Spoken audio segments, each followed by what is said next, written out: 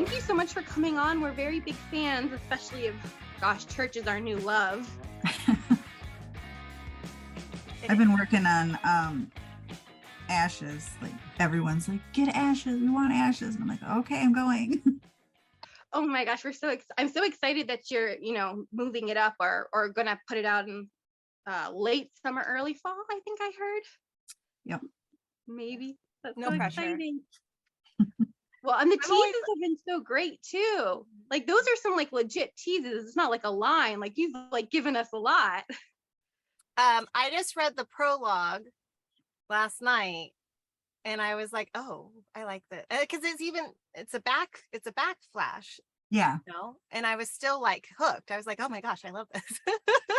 I kind of I went back and forth with it because the prologue was going to originally be Church finding, what he's got to find and like people getting together and what happens, that sequence that happens from the time she screams to the time that the next part kind of takes place. And then I was like, no, I think I'm gonna write that as a flashback. And then I'm gonna put Asylum here because he just fits so much better with that little bit of backstory. Because he's a really big, important character to her life. So I just love him. Like he's my favorite. Really, Asylum's your favorite? He's like I love him in a different way than I love the other characters. Mm-hmm. And like all through my reading, I'm highlighting stuff and almost all of them's like, oh, this is so good, or oh my god, like just like because it's just he's so well written on like him individually being like, you can come sit with us and like we are, this is the way he talks too. But like I just love how he's just, I love him. I don't love what he did. So yeah. I think he's just so he's I can't even explain him. When I write, I tell my alphas, I'm like, I get into each character's head and I'm like, what would I do if I was, and then that just kind of shows my crazy. So I'm like, well, what are we going to do with this? And when I first started writing Church, it wasn't going to be an asylum. It was actually going to be a religious school. And I kept telling my editor, I'm like, I need this to be an asylum. And she's like, you know what? I think you should. And I'm like, all right, I'm going to go do it. Like, she just gave me the green light. She's like, I think it would be better if you did the asylum. So we added that in there because he was already mentally, he had his own things going on. And I was just like, it just feels like that's what it needs to be. So that's what happened. Oh, I'm so glad that it happened that way. I feel like, all the like, I don't know, to me, of course it's an extreme version of, mental health issues, but I personally have obsessive compulsive disorder. And to read a character that actually has I don't know if you've ever heard of the TV show Monk.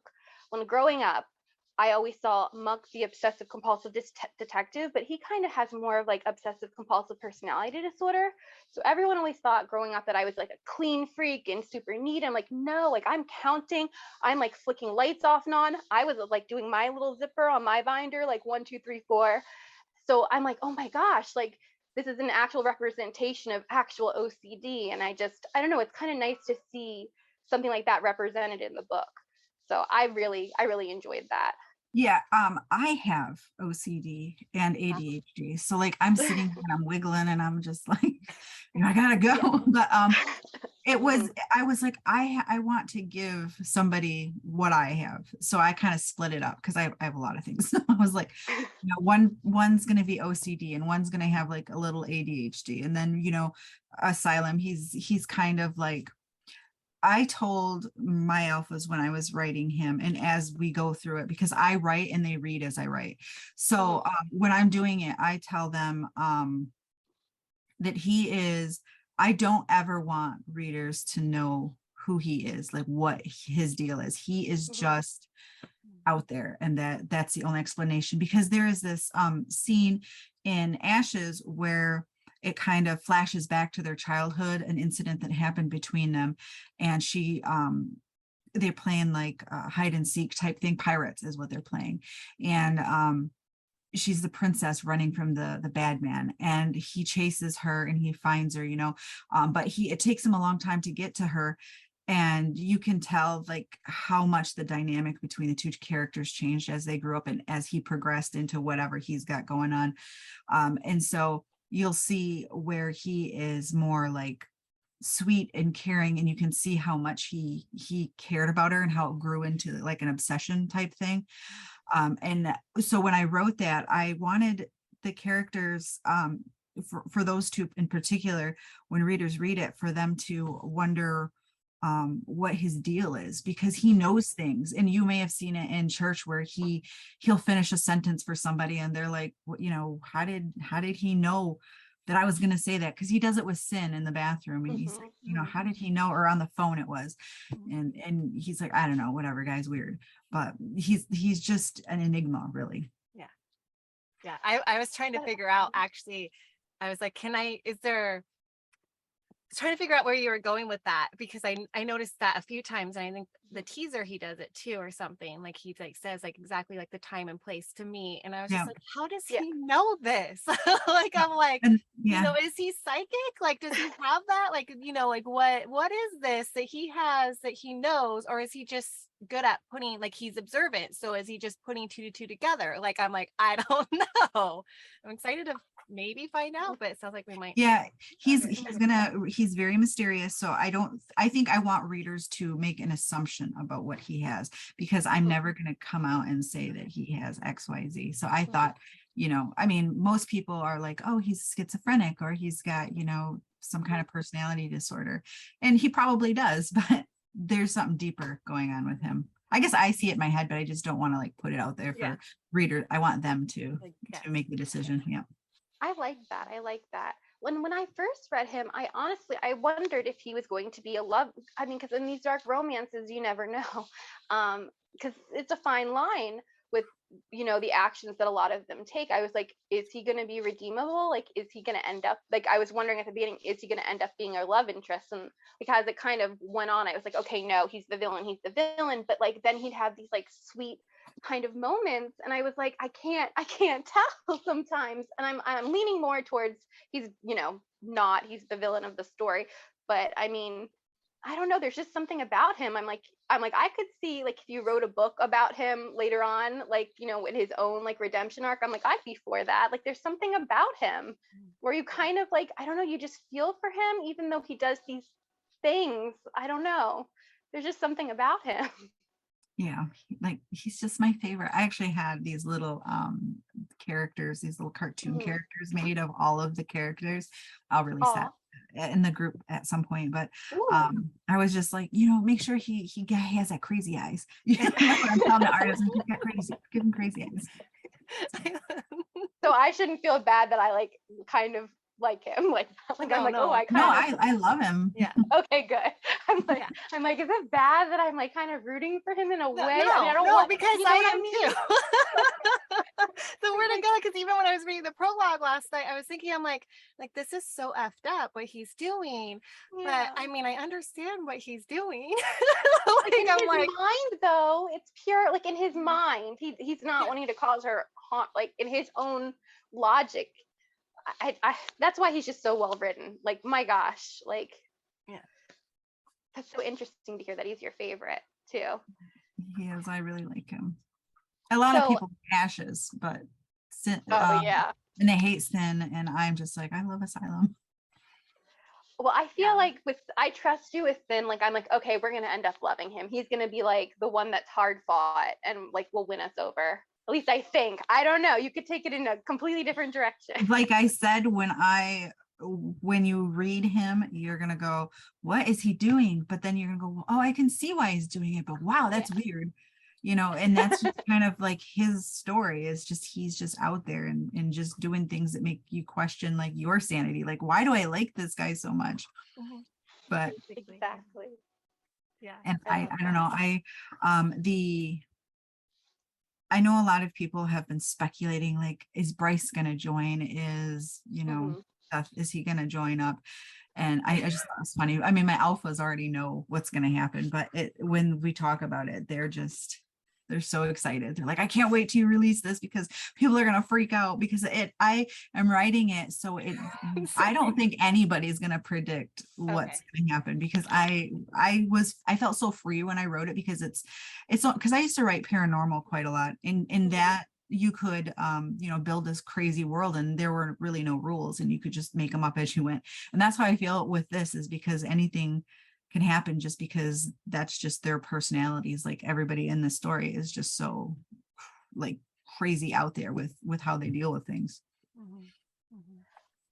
I don't know how to process that. I'm like, ooh, what does this mean? No, I mean, I love what you said, but I'm like, oh wait, there's some teasers about Bryce there, I feel like. Now Bryce is gonna get his own page time eventually. Ooh. But I remember when I would put out the arcs and stuff and people were like, oh my God, Bryce is creeping me out, he's got to be a bad guy. And and it was just really funny when I was reading it. And I'm like, I want people to go in and read it and just kind of expect the unexpected, like who is what and what is going on here. And that just makes it more exciting for me to write it. Like I can buzz through. I've already gotten over probably half of it already written. So I already know the ending to Ash's and I know Ash's role in this. And, it's just really exciting. And people ask me all the time, how many books are going to be in the series? And I have it set at 4, but with possibly one novella from side characters and then a 5th book that's just kind of like a bonus, but it's going to be like the end if I do it that way. So I've got like a couple options and I'm weighing and we call them my demon fingers and I'm like, they just go. So whatever happens, we'll see once we get to the end of the 4th book where we're at on it. And then because I know the novella is going to come from the side characters. And then we'll see about the 5th book.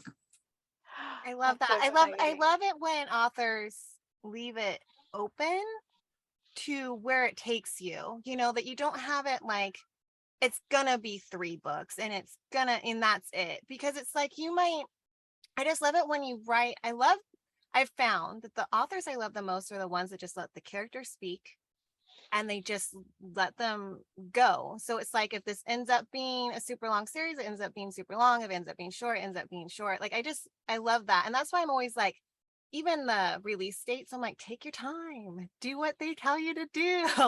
I just want a great story that we know now after reading Church that like it's gonna be good. And I like it because after reading so many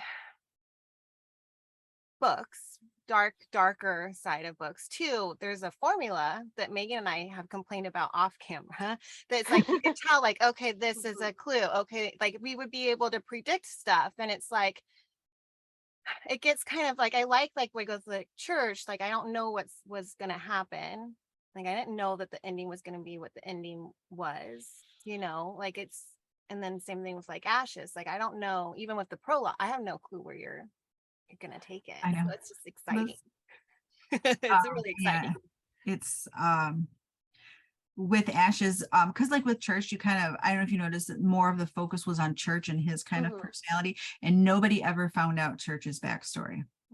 And that's going to come out in Ashes, it's going to be huge. And I don't think anyone's ready for his secret that he's got. And it's like, I'm excited. Like I want to post it right now. And I have problems. Like, I'm just like, even if I like go and buy my husband a present for his birthday 2 weeks before, I'm just like, I got you something. I'm so excited. You want it right now? That's how me too. I am with these books. I'm like, I just want to show you guys. And I gotta wait.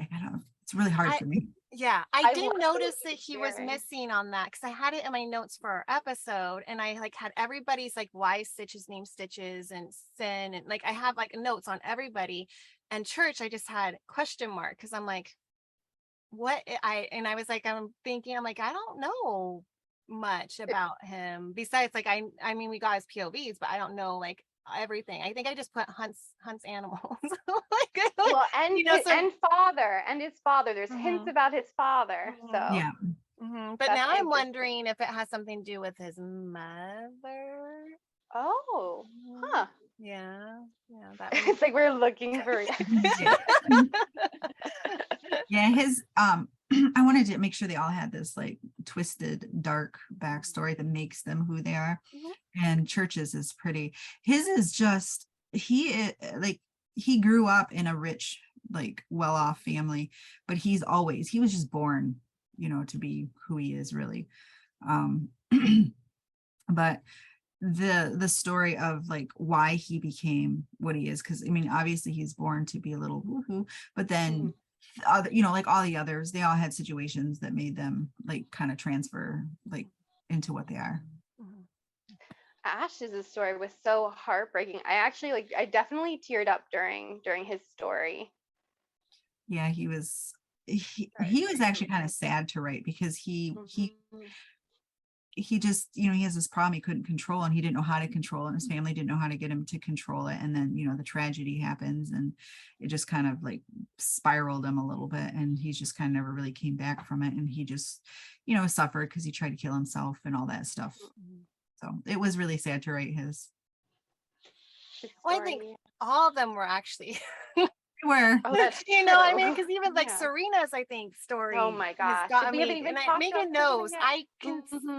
When I read, I'm like, oh, I know this is sad, but I won't cry. I won't get teary-eyed very often from a book. But this one, Serena, a lot of times I was like fighting it, and I'm like, oh my gosh, I'm Megan. Because I can separate it, I guess, or departmentalize. I don't know. I do something where I can make it so I don't, like, I'm not sobbing while I'm reading a book or something. Like, I can just be like, oh yeah, that's a horrible story. That's so sad for them. But then I just turn the page, but like, so I couldn't do that with Serena. That one, there was quite a few times people would just be doing something to her, and I would just be like, I wouldn't, it got close to crying, and that's big for me. Well, I wanted people to, feel those emotions with each of them. Like, how like they all have their backstories, and you've read Serena's backstory with Seth. There's more to it than that. Her father we'll get more information on Dad in Ashes, because the way that the plays out, the whole ending for Church was very cliffy. And I just knew when I started writing it, I was like, that's how it's going to end. That is the ending. How am I getting there? And that was it just kind of went that way. But with Ashes, she's more traumatized at this point, and sin messed up pretty bad. And then it's, we're going to see a lot of things with the Watchers come in, and with what sin has done. It's just going to be so much darker than Church was, and it's actually makes me really nervous because I don't want to get banned. Oh wow. Oh no. But I know that the darkness level is gonna shoot up, because it's this part of the story is pretty rough. I think people are invested in this story. Yeah, I keep seeing it recommended like everywhere. Like, I'll go to recommend it when someone's looking for something. I'm like, oh, it's already been recommended twice. It seems to really be blowing up. Well, I don't typically read in the genre that I write in, just because I want my brain to be, fresh or whatever. I like paranormal. That's where I typically run off to. And so I don't really write paranormal too much anymore. So that's, that's where I hang my hat. And so I don't think, in all of my like online looking and stuff, when I look on Amazon for books, I don't think I've really seen too many asylum books. And if I have, I don't think they're as dark as what that was. Not that, and I think I could have gone darker with Church, but I was like, we'll just test the waters here and see where we're at. And then if we can kick it up, we will, which I think I'm going to definitely for Ashes. And then it's just going to get progressively darker. Like, I know how the series ends, and it's crazy. And I'm just really excited to get there, but it takes time to write a book. So I'm just like going through it, and I'm like, okay, and knowing that, oh, there's a dancing scene. Well, I'm so excited to write this dancing scene that I'm just plowing on till I get to it. And I know that once I get there, the ideas are going to come, and then I'll be like, oh, I can't wait to write this scene, or, and that just keeps me going. And then people loving it is really helpful too. Cause I'm like, oh, now I really, really have to move. Yeah. So is that like how you normally write? Is like, even though you have a scene in your head that you really want to write, you write in order and then get to that scene, or do you do like scenes here and there? It depends. With church, I wrote it from start to finish. Okay. And I just kept the idea in my head. We have to end here. This is the ending. Originally, when I was thinking about it, I knew that that's how it was going to end, with her being, but in the original, there was, there's always like the mean, crazy girls. And obviously Melanie's not very nice. In the original version that I had in my head, she was going to bury her alive. And then, they had the little dingy bells at the, and she would ring it. And then I'm like, no, that's just not, that's not enough. So Melanie's kind of stuff got switched around, and I was like, okay, she can't do it because we got to save her for this other part. And so it just, everything just evolves. Like I'll have an idea and I know I got to get to, this point, but all of that stuff between has to happen. And I'm always back and forth on it. And I'm like, okay, well, that works. Now what are we going to do for the next part? Because I don't plot. I just know that these are particular scenes I have to write, and I have to get there by whatever means necessary to get there. So I can sit for like hours and just write like straight through. But there's other times when I have had a scene in my head and I'm just like, I can't get it out. And I would just write it and then, alter it as I got to that point where it needed to be. I have another series coming out that's pretty popular with Mayfair. And with that, I've written chunks of that separately. So I didn't write that straight through. I just wrote like, here's 4 chapters that this has to happen. So I'll just piece those in. And I think I did that with In Chaos, which is the last book in Black Falls High. I think I wrote the ending before I wrote the beginning, because I was like, it has to be here and this is how it has to happen, because it sets it up for later. And then my brain was all over because that's just how it works. And so I was just like, I got to get that down because it's driving me nuts. I think book 4 was the one that emotionally wrecked me the most, like of any book ever. Honestly, I was like, oh yeah, I don't have triggers. And then I read that book and I was like, oh wait, I think I do. Just because it was like, oh, she went through so much, all the hospital stuff. I was just like, so you've been playing with my heart for a while. You have, because Megan told me about it. I have not. I know, it's way before church. It was before church, and she's like, Sarah, you know how? Because when we first started the podcast, we went over, do we have any triggers? Are there any like no-goes, like, and all this stuff? So we wouldn't recommend books that we wouldn't read. And then I was like, well, we're both like, no triggers, we're fine, I'll let you know something. And then finally, like a few months, I don't even remember, it was sometime this year, and you were like, Sarah, I found my trigger. I was like, oh no. But it was still good. It was like, I don't know, it was emotionally cathartic in a way, but it was still like, I just felt everything. But I'm really looking forward to Mayfair, and the teaser, I'm like worried about Ethan. Like, and everyone is, they're like, oh no, Eve.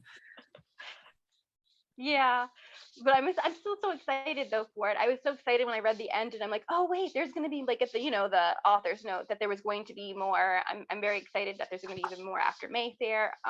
So I love that, kind of like you were talking about with this series, that even if it's ending there, you have other plans, like where the muse kind of takes you. So I love that, like when you're invested in these characters and you're like, there's so much more that you can explore. So I'm excited for that.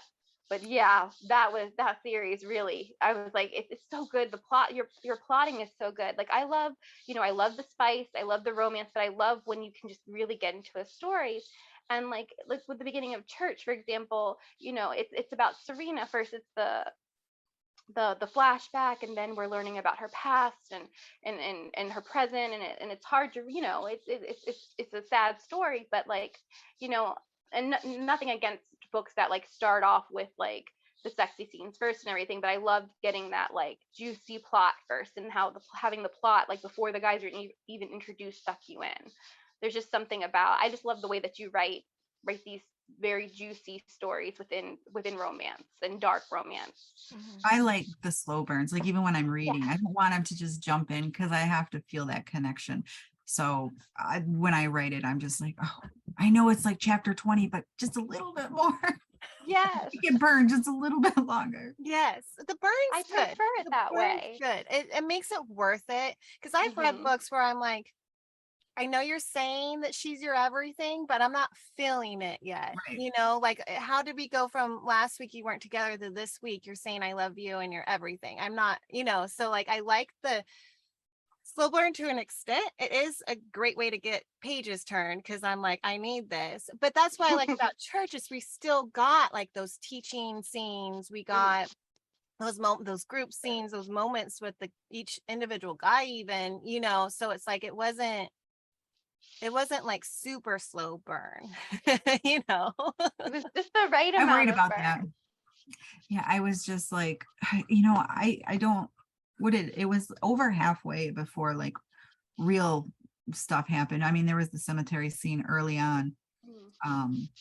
But I got to like that point and I'm like, I gotta do something here. Like something's gotta happen. Like I'm ready for it to happen. So I'm the readers are ready too. So I was like, okay, what are we gonna do? And then, you know, their sanctuary scene happened with all the guys. And I was with Sin and how he reacts to everything. Like he's probably like him and Church are in the running for my second favorites because I really like Sin and how like stubborn he is and his personality and how he just can't like just accept that maybe it's going to be okay. Yeah. And he has reason to, and I love that, you know, the built-in reason of why all the trauma that he's been through. And I love that we got to learn, you know, like while he's doing something that's like seems unforgivable, he's explaining it and justifying it, and you're like, okay, I can definitely understand where you're coming from. And obviously it's messed up, but like, so I don't know, it's written so well. It really is. I know we keep saying that, and I'm sure it's always hard to probably take compliments, I would say, but we can't help it. Yeah, because I'm like, what do I do with my hands? And I feel like this is one of those series that's going to start a trend, especially in like reverse harem dark romance, because like, I don't know, I feel like with reverse harem, like dark romance is just starting to really kind of heat up. We had like you know, I would say like a year ago we didn't have as much, and I feel like there's going to be a lot of people that are kind of like jumping on the asylum bandwagon after this. Like I definitely think there's going to be a lot of like, this book was so good, we're going to try to do something similar. I just, that's just my prediction.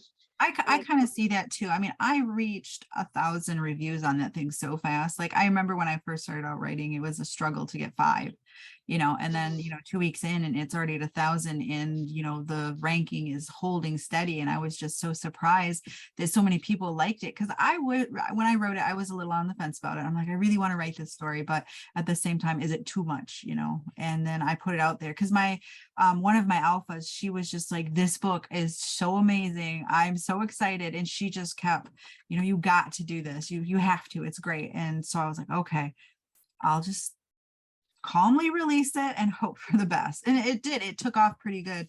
And you know, that's good because I have this whole huge story in my head. My dogs are wild. In my head that needs to come out because it drives me crazy because I think about it all the time and I'm like, oh God, I'm at the grocery store and I'm like, I gotta write, and you know, taking kids somewhere, I'm like, oh God, I gotta get home, I got this, I gotta get it out of my head. And it's like I obsess over it, and you know, and it drives me nuts, and I can't wait to get it out of my head, that way I can move on, because I feel like my head's so full of ideas that I can't focus on anything else. I can't imagine like the scenes that must pop into your head at the grocery store. Yeah. Thank you everyone for listening. We hope you enjoyed our chat, and we'll see you next time on the Book Over. Bye. Thank you. Bye.